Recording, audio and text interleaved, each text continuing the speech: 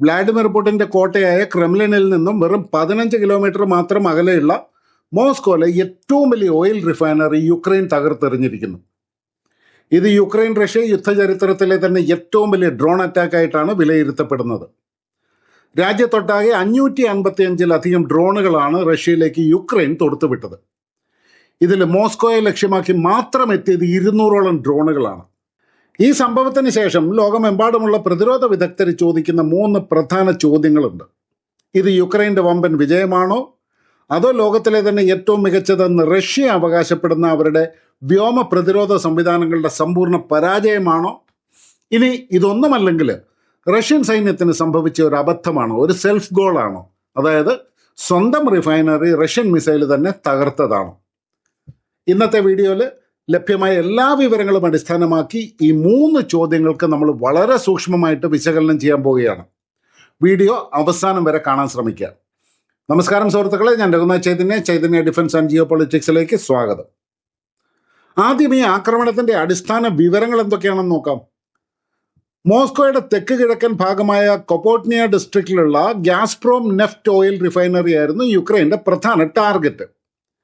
Moscow നഗരത്തിന്റെ gasoline എന്ന് പറഞ്ഞാൽ പെട്രോൾ ആവശ്യത്തിന്റെ 40%, ഡീസൽ ആവശ്യത്തിന്റെ പകുതിയോളവും നിറവേറ്റുന്ന പ്രധാന ഇന്ധന കേന്ദ്രമാണ് ഇത്.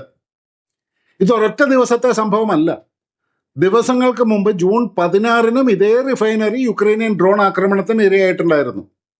ആ ആക്രമണത്തിൽ പ്ലാന്റിന്റെ കപ്പാസിറ്റിയുടെ 53% കൈകാര്യം ചെയ്യുന്ന CDU-6 എന്ന പ്രൈമറി ക്രൂഡ് ഡിസ്റ്റിലേഷൻ യൂണിറ്റിന് കേടുപാടുണ്ടായി. അതിനുശേഷം ജൂൺ 18-നാണ് ചരിത്രത്തിലെ ഏറ്റവും വലിയ ഡ്രോൺ ആക്രമണം നടന്നത്.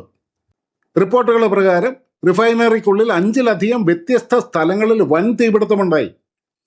പ്രതിദിനം 1,40,000 ബാരൽ കപ്പാസിറ്റി ഉള്ളതും റിഫൈനറി ശേഷിയുടെ 47% കൈകാര്യം ചെയ്യുന്നതുമായ യൂറോപ്ലസ് യൂണിറ്റ്, സെക്കൻഡറി യൂണിറ്റുകൾ, ഇന്റർ യൂണിറ്റ് പൈപ്പ് ലൈനുകൾ, സ്റ്റോറേജ് ടാങ്കുകൾ എന്നിവയ്ക്ക് വലിയ കേടുപാടുകൾ സംഭവിച്ചിട്ടുണ്ട്. സോഷ്യൽ മീഡിയയിൽ പ്രചരിച്ച വീഡിയോകളിൽ വമ്പൻ സ്ഫോടനങ്ങളെ തുടർന്ന് ഓയിൽ സ്റ്റോറേജ് ടാങ്കിന്റെ വലിയ മൂടി വായുവിലേക്ക് തെറിച്ചു പോകുന്നതും കാണാമായിരുന്നു. എന്നാൽ ആക്രമണത്തിന്റെ വ്യാപ്തി വെറും റിഫൈനറിയിൽ മാത്രം ഒതുങ്ങി നിന്നില്ല. ഡ്രോൺ അവശിഷ്ടങ്ങൾ വീണ് മോസ്കോയിലെ സദോവോദ് ഷോപ്പിംഗ് സെന്റർ, സുഖോവ്സ്കി മേഖലയിലെ ഒരു ബഹുനില അപ്പാർട്ട്മെന്റ് കെട്ടിടം, ഫിറ്റ്നസ് സെന്റർ, ഇതിനെല്ലാം കേടുപാടുകൾ സംഭവിക്കുകയും തീപിടുത്തമുണ്ടാകുകയും ചെയ്തു. ആക്രമണത്തിൽ 17ഓളം ആളുകൾക്ക് പരിക്കേറ്റതായിട്ടാണ് ഔദ്യോഗിക കണക്കുകൾ. സുരക്ഷാ കാരണങ്ങളാൽ റഷ്യയിലെ ഏറ്റവും വലിയ വിമാനത്താവളമായ ഷെറമേറ്റിയേവോയിൽ നിന്നും യാത്രക്കാരെ അടിയന്തരമായിട്ട് ഒഴിപ്പിക്കുകയും മോസ്കോയിലെ 4 പ്രധാന വിമാനത്താവളങ്ങളിൽ നിന്നുള്ള സർവീസുകൾ മണിക്കൂറുകളോളം നിർത്തിവെക്കുകയും ചെയ്തു. ഇത് യുക്രൈൻ്റെ വിജയമാണോ? പ്രൊഫഷണൽ മിലിറ്ററി ടേംസിൽ നോക്കിയാൽ തീർച്ചയായിട്ടും അതെ. ഇതൊരു വമ്പൻ ഓപ്പറേഷണൽ ആൻഡ് സ്ട്രാറ്റജിക് വിക്ടറിയാണ്. കാരണം ഒരു ആക്രമണത്തിന്റെ വിജയം വിലയിരുത്തുന്നത് ശത്രു രാജ്യത്തെ വെറുതെ സ്ഫോടനമുണ്ടാക്കി എന്നതിലല്ല. ഇതിന് പ്രധാനമായിട്ടും 5 മാനദണ്ഡങ്ങളാണ് ഉള്ളത്. അതിൽ ആദ്യത്തേത് ടാർഗറ്റ് സെലക്ഷനും സാമ്പത്തിക ആഘാതവും. അതായത് യുക്രൈൻ വെറും ഒരു പ്രതീകാത്മകമായ കെട്ടിടമല്ല അടിച്ചത്. റഷ്യയുടെ യുദ്ധസമ്പദ് വ്യവസ്ഥയെ, അതായത് വാർ എക്കണോമിയെ സാമ്പത്തികമായിട്ട് തകർക്കുക എന്ന കൃത്യമായ ലക്ഷ്യത്തോടെയായിരുന്നു ആക്രമണം. ഈ ആക്രമണത്തോടെ റഷ്യയുടെ മൊത്തം എണ്ണ ശുദ്ധീകരണ ശേഷി പ്രതിദിനം 4 ലക്ഷം ബാരലിന്റെ താഴെ എത്തി. ഇത് കഴിഞ്ഞ 21 വർഷത്തെ ഏറ്റവും കുറഞ്ഞ നിരക്കാണ്. ഇതിന്റെ ഫലമായിട്ട് റഷ്യയിലെ 25-ലധികം പ്രവിശ്യകളിൽ ഇന്ധനക്ഷാമം രൂക്ഷമാകുകയും ഇന്ധന വിതരണത്തിൽ നിയന്ത്രണങ്ങൾ ഏർപ്പെടുത്തുകയും ചെയ്തിട്ടുണ്ട്. രണ്ടാമതായിട്ടാണ് പെനിട്രേഷൻ കപ്പാസിറ്റി. രാജ്യത്തെ ഏറ്റവും വലിയ എയർ ഡിഫൻസ് നെറ്റ്വർക്കുള്ള നഗരമാണ് മോസ്കോ. എന്നിട്ടും യുക്രൈനിയൻ ഡ്രോണുകൾ ഈ പ്രതിരോധം ഭേദിച്ച് ക്രെംലിനിൽ നിന്നും കിലോമീറ്ററുകൾ മാത്രം അകലെയുള്ള റിഫൈനറി വരെ എത്തി എന്നത് അവിശ്വസനീയമായ ഒരു സൈനിക മുന്നേറ്റമാണ്. മൂന്നാമതായിട്ട് ഡാമേജ് എഫക്റ്റ്. പ്രധാന പ്രോസസ്സിംഗ് യൂണിറ്റുകൾ, ഇപ്പോൾ CDU-6, യൂറോപ്ലസ് ഒക്കെ ബാധിക്കപ്പെട്ടത് റിഫൈനറി ഓപ്പറേഷൻസിനെ പൂർണ്ണമായിട്ടും തളർത്തിയിട്ടുണ്ട്. നാലാമതായിട്ട് ഒരു political message. Ukrainian president Vladimir Zelensky ഈ ഡ്രോൺ ആക്രമണങ്ങളെ വിശേഷിപ്പിച്ചത് റഷ്യയ്ക്ക് മേലെയുള്ള ദീർഘദൂര ഉപരോധങ്ങൾ എന്നാണ്. കീവിലെ പുരാതന പള്ളികൾക്ക് നേരെ റഷ്യ നടത്തിയ മിസൈൽ ആക്രമണത്തിനുള്ള കൃത്യമായ മറുപടി കൂടിയായിരുന്നു ഇത്. യുക്രൈൻ കത്തുകയാണെങ്കിൽ നിങ്ങളുടെ മോസ്കോയും കത്തുമെന്ന് സെലൻസ്കി റഷ്യയ്ക്ക് കൃത്യമായ മുന്നറിയിപ്പ് നൽകി. സമാധാന ചർച്ചകൾക്ക് റഷ്യയെ നിർബന്ധിതരാക്കാനുള്ള ഒരു സമ്മർദ്ദ തന്ത്രം കൂടിയാണ് ഇത്. അഞ്ചാമതായിട്ട് സാങ്കേതിക വിദ്യയുടെ ഉപയോഗം. റഷ്യയുടെ അതിശക്തമായ ഇലക്ട്രോണിക് വാർഫെയർ ജാമറുകളെ മറികടക്കാനായിട്ട് യുക്രൈൻ അവരുടെ സ്മാർട്ട് ഡ്രോണുകളിൽ എലോൺ മസ്കിന്റെ സ്റ്റാർലിങ്ക് ഇന്റർനെറ്റ് കണക്ടിവിറ്റി ഉപയോഗപ്പെടുത്തിയതായിട്ടാണ് റിപ്പോർട്ടുകൾ സൂചിപ്പിക്കുന്നത്. അവസാനഘട്ട ഗൈഡൻസിന് തടസ്സമില്ലാത്ത കണക്ടിവിറ്റി ലഭിച്ചതോടെ ലക്ഷ്യം പിഴയ്ക്കാതെ ആക്രമണം നടത്താൻ അവർക്ക് കഴിഞ്ഞു. അപ്പൊ കാതലായ ഒരു ചോദ്യം വരുന്നുണ്ട്, റഷ്യൻ എയർ ഡിഫൻസ് പരാജയപ്പെട്ടോ? S-400 പാൻസീർ പോലെയുള്ള ലോകോത്തര എയർ ഡിഫൻസ് സിസ്റ്റങ്ങൾ പൂർണ്ണമായിട്ടും പരാജയപ്പെട്ടു എന്ന് പറയുന്നത് ശരിയല്ല.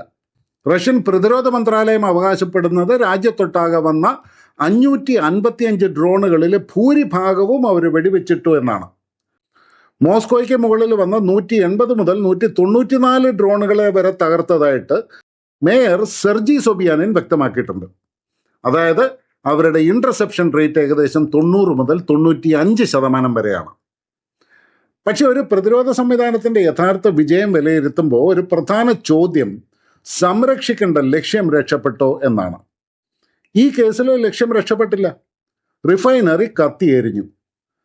ബാക്കി വന്ന 5% ഡ്രോണുകൾ മതിയായിരുന്നു കോടിക്കണക്കിന് ഡോളറുകളുടെ നാശനഷ്ടം വരുത്തി വയ്ക്കാനായിട്ട്. അതുകൊണ്ട് ഇതൊരു പാർഷ്യൽ ഓപ്പറേഷണൽ ഫെയിലിയർ ആണ്. ഇതിന് പ്രധാനമായിട്ട് 3 കാരണങ്ങളാണുള്ളത്. ഒന്നാമതായിട്ട് സാച്ചുറേഷൻ. ഏകദേശം 200 ഡ്രോണുകൾ ഒരേ സമയം ഒരു സിറ്റിയുടെ എയർ ഡിഫൻസ് നെറ്റ്വർക്കിലേക്ക് വരുമ്പോൾ റഡാർ ട്രാക്കിങ്ങും മിസൈൽ വിന്യാസവും ഓവർലോഡാവും. അമേരിക്കയുടെ പാട്രിയറ്റ് സിസ്റ്റത്തിനോ ഇസ്രായേലിന്റെ അയൺ ഡോമിനോ പോലും ഇത്രയും വലിയൊരു സാച്ചുറേഷൻ ആക്രമണത്തെ പൂർണ്ണമായിട്ടും പ്രതിരോധിക്കാൻ കഴിയില്ല എന്നതാണ് സത്യം. രണ്ടാമതായിട്ട് ഡ്രോൺ മിക്സ്. ഈ ആക്രമണത്തിൽ സാധാരണ പ്രൊപ്പല്ലർ ഡ്രോണുകളുടെ ഒപ്പം വളരെ വേഗതയുള്ള ബാർസ് പോലെയുള്ള ജെറ്റ് പവേർഡ് മിസൈൽ ഡ്രോൺ സിസ്റ്റങ്ങളും ഉപയോഗിച്ചിട്ടുണ്ടായിരുന്നു. വേഗത കൂടുതലുള്ളത് കൊണ്ട് ഇവയെ ട്രാക്ക് ചെയ്ത് തടയാനുള്ള ഇന്റർസെപ്ഷൻ വിൻഡോ വളരെ ചെറുതായിരിക്കും. മൂന്നാമതായിട്ട് നഗരങ്ങളിലെ വെല്ലുവിളിയും റഡാർ ക്ലട്ടറും. അതായത് മോസ്കോ പോലെ വളരെയധികം ജനസാന്ദ്രതയേറിയ നഗരത്തിൽ വലിയ കെട്ടിടങ്ങളുടെ ഇടയിലൂടെ ഡ്രോണുകൾ താഴ്ന്ന് പറക്കുമ്പോൾ റഡാറുകൾക്ക് അവയെ കണ്ടെത്താൻ വളരെ ബുദ്ധിമുട്ടാണ്. കൂടാതെ എതിരെ പ്രയോഗിക്കുന്ന മിസൈലുകൾ ലക്ഷ്യം തെറ്റി ജനവാസ കേന്ദ്രങ്ങളിൽ വീഴാനും സാധ്യതയുണ്ട്. ഇത് റഷ്യൻ സൈന്യത്തിന് വലിയൊരു വെല്ലുവിളിയാണ്. അപ്പോൾ അടുത്ത ചോദ്യമുണ്ട്, ഇതൊരു സെൽഫ് ഗോൾ ആണോ എന്ന്. കാരണം സോഷ്യൽ മീഡിയയിൽ വൈറലായ ചില വീഡിയോകളിൽ ഓയിൽ ടാങ്കറിൻ്റെ മൂടി പറന്നു പോകുന്ന വലിയൊരു സ്ഫോടനം നമ്മൾ കണ്ടു. ഇത് റഷ്യൻ എയർ ഡിഫൻസ് മിസൈൽ അബദ്ധത്തിൽ സ്വന്തം റിഫൈനറിയിൽ പതിച്ചതാണ് എന്ന സെൽഫ് ഗോൾ നെറേറ്റീവിന് വലിയ തോതിൽ ശക്തി നൽകുന്നുണ്ട്. പക്ഷേ ഒരു പ്രൊഫഷണൽ അനാലിസിസിൽ നമുക്ക് ഉറപ്പിച്ച് പറയാൻ കഴിയുന്നത് ഇങ്ങനെയാണ്: self goal is possible but not verified. അതായത് Russian surface to air missile ലക്ഷ്യം തെറ്റി റിഫൈനറിയിൽ പതിച്ചതാകാൻ സാങ്കേതികമായിട്ട് വളരെ വലിയ സാധ്യതയുണ്ട്. ഇതിൻ്റെ പിന്നിലെ ശാസ്ത്രം വളരെ ലളിതമാണ്. ഡ്രോണുകളെ തകർക്കാൻ പലപ്പോഴും ഇൻഫ്രാറെഡ് അഥവാ താപാന്വേഷി മിസൈലുകളാണ്, ഹീറ്റ് സീക്കിംഗ് മിസൈലുകളാണ് ഉപയോഗിക്കാറുള്ളത്. ഇവ ചൂട് പുറപ്പെടുവിക്കുന്ന എഞ്ചിനുകളെയാണ് പിന്തുടരുന്നത്. എന്നാൽ ഒരു എണ്ണ ശുദ്ധീകരണശാലയിൽ നിന്നുള്ള തീയുടെ ചൂട് ഡ്രോൺ എഞ്ചിനേക്കാളും അനേകം മടങ്ങ് വലുതാണ്. ആകാശത്ത് ഒന്നിലധികം ഡ്രോണുകൾ പറക്കുകയും പുക നിറയുകയും ചെയ്യുമ്പോൾ മിസൈലുകളുടെ സെൻസറുകൾക്ക് ആശയക്കുഴപ്പമുണ്ടാകാനും വലിയ താപസ്രോതസ്സായിട്ടുള്ള റിഫൈനറിയിലേക്ക് അവ സ്വയം ആകർഷിക്കപ്പെടാനും സാധ്യതയുണ്ട്. എങ്കിലും ഇവിടെ പ്രധാനമായിട്ട് 3 സാധ്യതകളാണ് നിലനിൽക്കുന്നത്. ഒന്ന്, യുക്രൈനിയൻ ഡ്രോൺ നേരിട്ട് തന്നെ ടാങ്കിലോ പ്രോസസ്സിംഗ് യൂണിറ്റിലോ ഇടിച്ചു. 2, റഷ്യൻ പ്രതിരോധ സൈന്യം ഡ്രോൺ ആകാശത്ത് വെച്ച് തകർത്തു, എന്നാൽ ഡ്രോണിൻ്റെ വാർഹെഡോ അവശിഷ്ടങ്ങളോ റിഫൈനറിയിൽ വീണ് തീപിടുത്തമുണ്ടായി.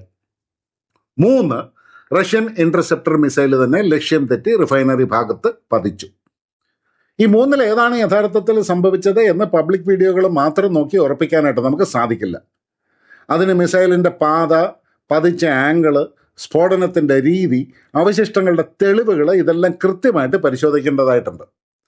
റോയിറ്റേഴ്സ് അടക്കമുള്ള രാജ്യാന്തര മാധ്യമങ്ങൾ ഡ്രോൺ ആക്രമണം മൂലമാണ് സ്ഫോടനം ഉണ്ടായത് എന്നാണ് സ്ഥിരീകരിച്ചിട്ടുള്ളത്. ഈ വലിയ സ്ട്രൈക്ക് ക്യാമ്പയിനിലൂടെ യുക്രൈൻ മറ്റു ചില കാര്യങ്ങളും കൂടെ ലക്ഷ്യമിടുന്നുണ്ട്. മോസ്കോ, സെന്റ് പീറ്റേഴ്സ്ബർഗ് തുടങ്ങിയ നഗരങ്ങളെയും പ്രധാന എണ്ണ സംഭരണശാലകളെയും സംരക്ഷിക്കാൻ വേണ്ടിയിട്ട് മുൻനിര യുദ്ധഭൂമിയിൽ നിന്നും വിലപിടിപ്പുള്ള എയർ ഡിഫൻസ് സിസ്റ്റങ്ങളെ തിരികെ വിളിക്കാൻ റഷ്യ നിർബന്ധിതരാകാൻ പോവുകയാണ്. ഇത് അതിർത്തിയിലെ യുക്രൈനിയൻ സൈന്യത്തിന് കാര്യങ്ങൾ എളുപ്പമാക്കും. അതുപോലെ യുദ്ധം ഇനി ദൂരെയുള്ള ഒരു കാര്യമല്ല എന്ന് ബോധ്യപ്പെടുത്തി റഷ്യൻ ജനതയുടെ മനോഭാവം മാറ്റാനും ഈ ആക്രമണങ്ങൾ വലിയ രീതിയിൽ കാരണമായിട്ടുണ്ട്. ഇതിന് റഷ്യയുടെ മറുപടി എന്തായിരിക്കും? വലിയ രീതിയിലുള്ള തിരിച്ചടികൾ യുക്രൈനിയൻ നഗരങ്ങൾക്ക് നേരെ ഉണ്ടാകാൻ സാധ്യതയുണ്ടെന്ന് പാശ്ചാത്യ നിരീക്ഷകർ പോലും വിലയിരുത്തുന്നുണ്ട്. അപ്പോൾ അന്തിമമായിട്ട് ഈ സംഭവത്തെ നമുക്കിങ്ങനെ വിലയിരുത്താം. യുക്രൈൻ്റെ വിജയമാണോ? തീർച്ചയായും അതെ. ഡ്രോണുകൾ കൃത്യമായിട്ട് ടാർഗറ്റിലെത്തി. റഷ്യയുടെ ഇന്ധന മേഖലയ്ക്ക് സാമ്പത്തികമായി കനത്ത പ്രഹരമേൽപ്പിച്ചു. റഷ്യൻ എയർ ഡിഫൻസ് പരാജയപ്പെട്ടോ? ഭാഗികമായി അതെ. അവർ പലതിനെയും തടഞ്ഞിരിക്കാം, പക്ഷേ പ്രതിരോധിക്കേണ്ട പ്രധാന കേന്ദ്രം കത്തിയെരിഞ്ഞു. അവരുടെ വിശ്വാസ്യതയ്ക്കേറ്റ മങ്ങൽ ചെറുതല്ല. സെൽഫ് ഗോൾ ആണോ? സാങ്കേതികമായി സാധ്യമാണ്, പക്ഷെ സ്ഥിരീകരിച്ചിട്ടില്ല. ഇതാണ് സുഹൃത്തുക്കളെ ഇന്നത്തെ ഡിഫൻസ് അനാലിസിസ്. നിങ്ങളുടെ അഭിപ്രായങ്ങൾ താഴെ കമൻറ്റ് ചെയ്യുക. വീഡിയോ ഇഷ്ടപ്പെട്ടാൽ ലൈക്ക് ചെയ്യാനും സബ്സ്ക്രൈബ് ചെയ്യാനും മറക്കരുത്. നന്ദി, നമസ്കാരം, ജയ് ഹിന്ദ്, ഭാരത് മാതാ കി ജയ്.